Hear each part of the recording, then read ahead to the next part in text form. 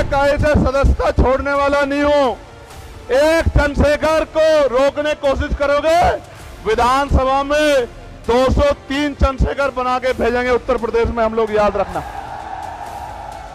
कोई मीडिया ना दिखाए, हरक मत करना, अपने आप घर से निकलना, रोजाना 1 घंटा काम करना, इस बात के लिए काम करना कि जब राजकाज बनेगा तो मेरी किसी बहन बेटी पे अन्याय अत्याचार कोई गुंडा नहीं कर पाएगा, हमारी ताकत बनेगी। इसलिए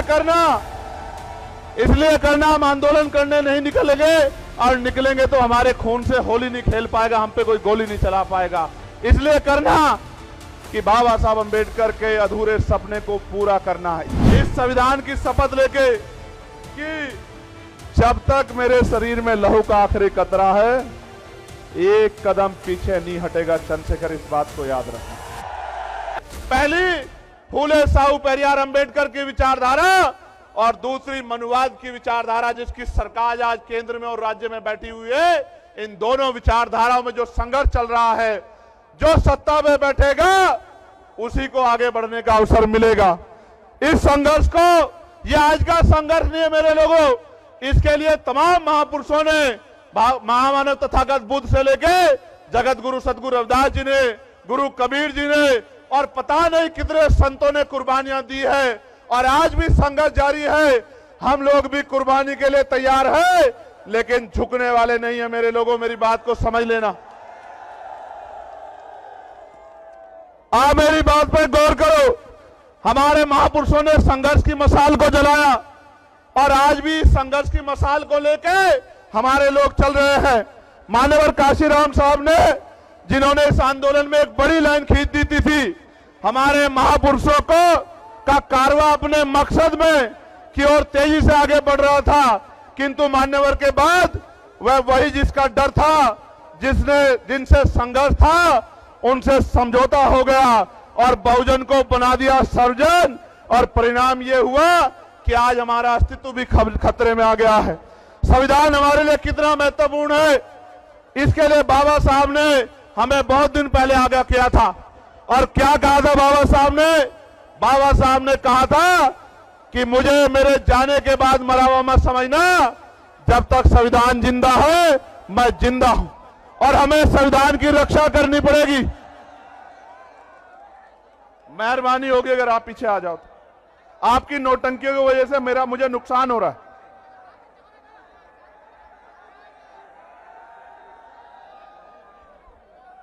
क्या मैं ये मानूं कि ये मेरे लोग नहीं है?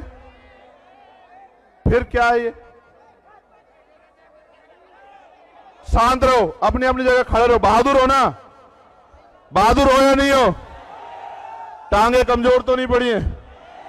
अभी तो मैं घोषणा करूंगा, मेरे साथ लंबी लड़ाई लड़नी है, पैदल यात्रा करनी है, डटे रहो। और इस कैमरे वैमरे के चक्कर में नहीं पड़ेगा अब कोई, ठीक है? कान खोल के सुन लो मेरी बात को। इसलिए संविधान दिवस के मौके पर आज आप लोगों को बुलाया गया है कि आज संवैधानिक मूल्यों को बचाना है, और भाईचारा अभियान के जरिए जनपद मुजफ्फरनगर में पहली रैली है। आज से यह यात्रा देश भर में संविधान की रक्षा व सुरक्षा तथा संवैधानिक मूल्य बचाओ और प्रति देश के समस्त नागरिकों में चेतना, जागृति और जन जागरण पैदा करने का काम करेगी आज की ये रैली। लेकिन हमारे साथ धोखा कहां हुआ? हमारे साथ धोखा यह हुआ कि अच्छे दिन तब आएंगे, बताइए जब राजकाज व्यवस्था में बनेगा, पीएम हमारा बनेगा, तब जाके हमारे अच्छे दिन आएंगे। और जब तक सीएम पीएम हमारा नहीं बनता, हमारे अच्छे दिन नहीं आते मेरे लोगों। आपको याद होगा पहले जब हमारी पिछली सरकारें चली, हमारी सरकार थी, 2007 से 12 हमारी सरकार थी, हमारे लोगों की सरकार थी, गरीबों की सरकार थी। जब जब हम पे हमने हर संभालने का काम किया। हमें अपनी ताकत को समझना पड़ेगा। हमें, हमारी लड़ाई किसी जाति से, धर्म से नहीं है। हमारी लड़ाई देश में राजकाज की है, अधिकारों की है। ये जो कुर्सी में बैठे हैं, ये अधिकार देना नहीं चाहते, और हम बिना अधिकार के चैन से बैठना नहीं चाहते। ऐसा लड़ाई है मेरे लोग। और जो इनसे ना डरे, जो इनका मुकाबला करे उस पे ईडी लगा देते, सीबीआई लगा देते, इनकम टैक्स लगा देते, और जो इससे भी ना रुके उसके खिलाफ तमाम तरह के षड्यंत्र करते हैं। आज की ऐतिहासिक गवाही इस बात की है, लखनऊ और दिल्ली में बैठे हुए लोगों को बताना मैं चाहता हूं, एक नहीं 1 लाख षड्यंत्र कर लो, अब ये गरीब किसी के बहकावे में नहीं आएगा, अब ये अपनी ताकत बना के रखेगा, मुझे भरोसा है। प्यारे साथियों, इनका कोई विरोध, वो राष्ट्र विरोधी हो जाता है, इनका जो समर्थन करे जाता है, जो इनकी पार्टी ज्वाइन कर ले, ये भाजपा की बात कर रहा हूं, वो ईमानदार हो जाता है, और जो इनकी पार्टी से अलग रह के काम करता है उसको ये आरोप लगाने का काम करते हैं। हमें समझना पड़ेगा, हम पंचायत से लेकर लोकसभा तक संसदीय प्रणाली में रिजर्वेशन मिलता है, हम अति पिछड़े वर्ग के लिए भी मांग करेंगे कि उनको भी विधानसभा लोकसभा में रिजर्वेशन मिलने का काम करे। हमारे भाइयों को सीटें मिलेंगी और वो विधायक एमपी बनेंगे, हमें कोई दिक्कत नहीं होगी। हम लोग खुश हैं कि अति पिछड़े वर्ग के लोगों को विधानसभा में और लोकसभा में प्रतिनिधित्व मिले और पॉलिटिकल रिजर्वेशन उनको मिले। और कानून व्यवस्था अच्छी करने के लिए, इस अन्याय को रोकने के लिए हमें मजबूती से आवाज उठानी पड़ेगी। आज हालात क्या है? आज हालात ये है, कहीं बुलडोजर चलता है, कहीं मूछे रखने में मार देते हैं, कहीं घोड़ी पे बैठने में मार देते हैं। और इस मुजफ्फरनगर की क्रांतिकारी धरती को तो कहना चाहता, भाईचारा बनाने निकले, यहां का भाईचारा खराब करके एक पार्टी लंबे समय से सत्ता में बैठी है उत्तर प्रदेश और केंद्र में, भाईचारा बनाने निकले। आप चेक करा लो, पिछड़े दलित वर्ग की कोई ऐसी जाति नहीं मुसलमान की जो इस मंच पर ना हो या मेरे सामने ना हो। यहाँ पाल भी है, प्रजापति भी है, कश्यप भी है, राजभर भी है, बिंद भी है, साके भी है, सैनी भी है, जाट भी है, गुजर भी है, तमाम शेड्यूल कास्ट की जाति है, मुस्लिम भाईचारा भी है। आप चेक करके देखो, अगर कोई जोड़ने निकला है तो आजाद समाज पार्टी वाले निकले हैं, मेरी बात को आप याद रखना।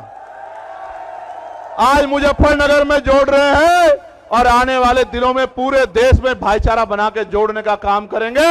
इस भाईचारे को टूटने नहीं देंगे, क्योंकि भाईचारे से नुकसान, टूटने से नुकसान हमारा हुआ और फायदा उनका हुआ। प्यारे साथियों, ठेकेदारी खत्म करके पक्की नौकरी दिलाने का काम करेंगे आजाद समाज पार्टी के लोग, अगर आप हिम्मत जुटाने का काम कर दोगे तो। काशीराम साहब कहते थे आरक्षण से लेंगे एसपी डीएम और वोट से लेंगे सीएम पीएम। बनाना चाहते हो नहीं चाहते हो बताएं।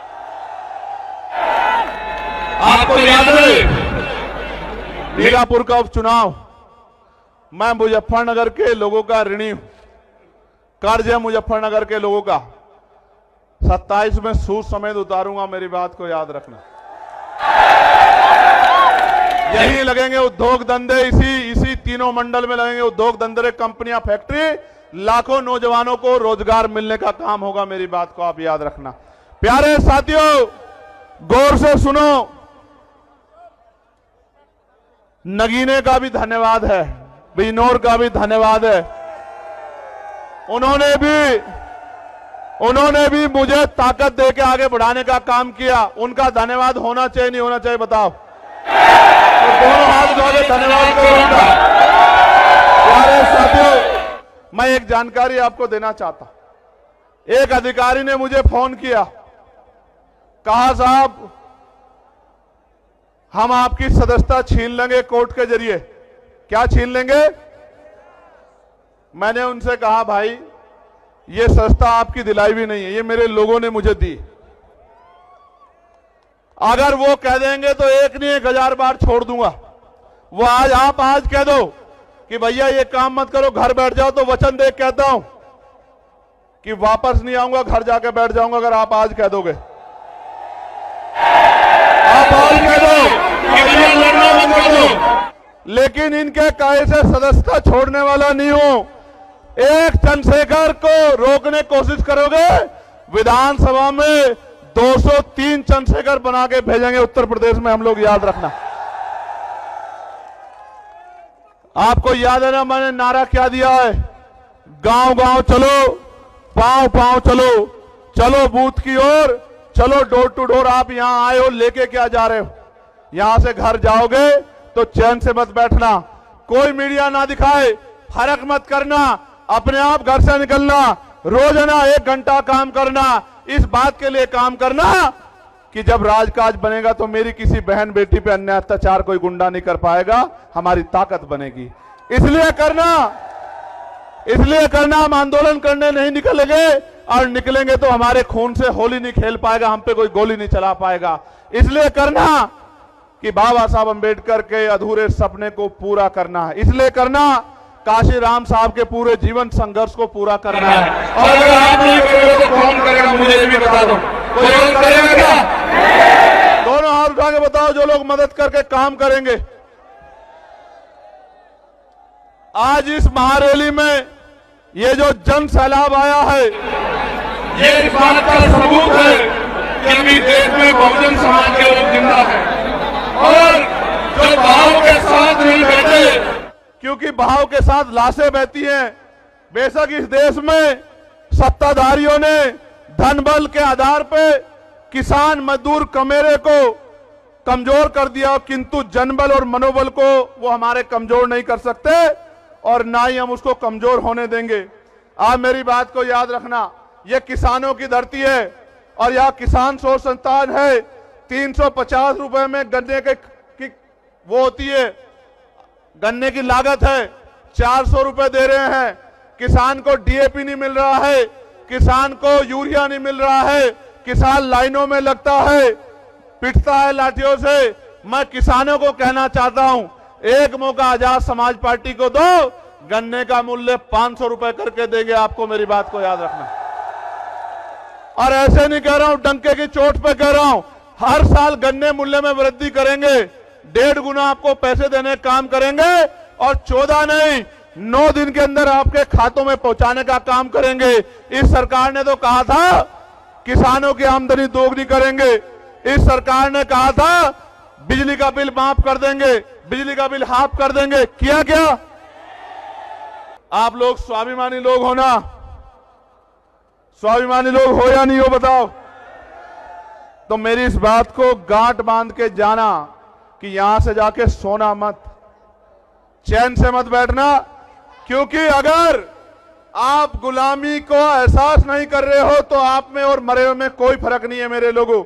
आज भी अच्छी रोटी कपड़ा मकान नहीं मिल रहा है, सम्मान नहीं मिल रहा है, आज भी अच्छे घर नहीं है, अच्छी पढ़ाई नहीं है, अच्छा रोजगार नहीं है, अच्छी चिकित्सा सेवाएं नहीं है। क्यों? 75 साल से कांग्रेस भाजपा के लोगों ने किया क्या है? सिर्फ वोट के आधार पर कुर्सी बैठने के अलावा क्या किया है? उनको मेरे लोगों का दर्द क्यों नहीं दिखाई देता?